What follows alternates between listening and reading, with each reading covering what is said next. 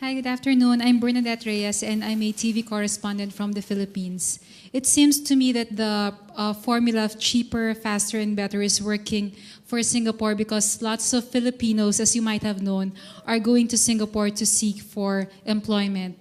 My question is, as you try to strike an optimum balance between the union, government, and business in the Singapore, how do you try to strike an internal balance and at the same time strike an external balance with that of a fellow ASEAN country? Because as much as we want to contribute to the progress or to the moving forward of Singapore, we would also like to protect the Filipinos from moving out of the Philippines and, try to at least put a hiatus to the brain drain that is happening in our country. Thank you. Mm-hmm. So you're attracting too many people from around the region into Singapore, Minister. Oh, is that your point?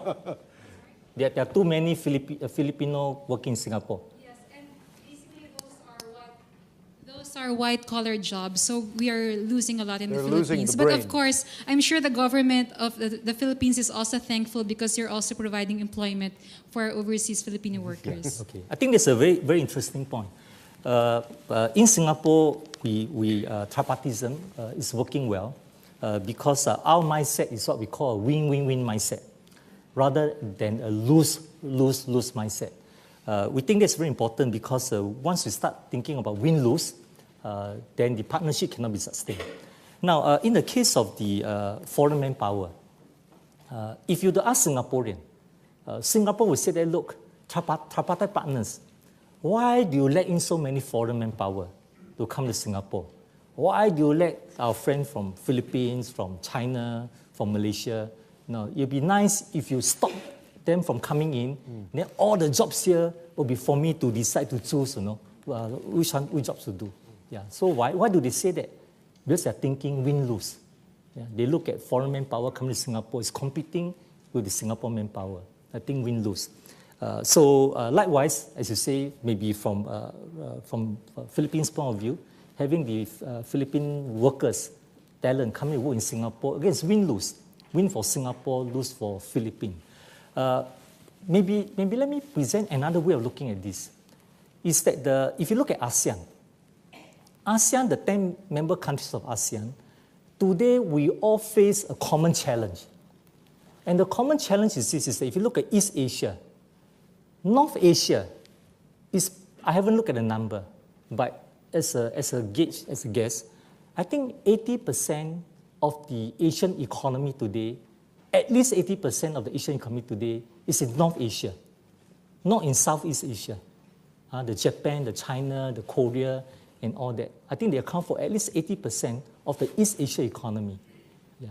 And ASEAN, with, let's say, 20% of the East Asian share, I think the challenge posed that we ask ourselves is, how are we going to remain relevant to the development of East Asia? Yeah. So in the case of Singapore, we have been a champion for ASEAN integration, because we believe that if Singapore tried to survive on our own, we're not going to go too far. We're just too small. So Singapore has been promoting, pushing for this ASEAN integration because we want to see ASEAN doing well. Yeah. So therefore, I can assure you that while we adopt an open door policy for foreign manpower, but at the end of the day, what we really like to see, hope to see, is for the ASEAN economy to do well. Will Philippine economy do well enough to attract the Filipino talent in Singapore to go back to the Philippines, and even attract other manpowers from other countries to go back to the Philippines? Speaking of section of NTUC, I say, look, it's for the leadership of Philippines to make that happen. Just like in Singapore, we don't depend on other countries, hoping for other countries to do something to enable us to grow. No, we live in the real world, and the real world tells us that nobody owns us a living.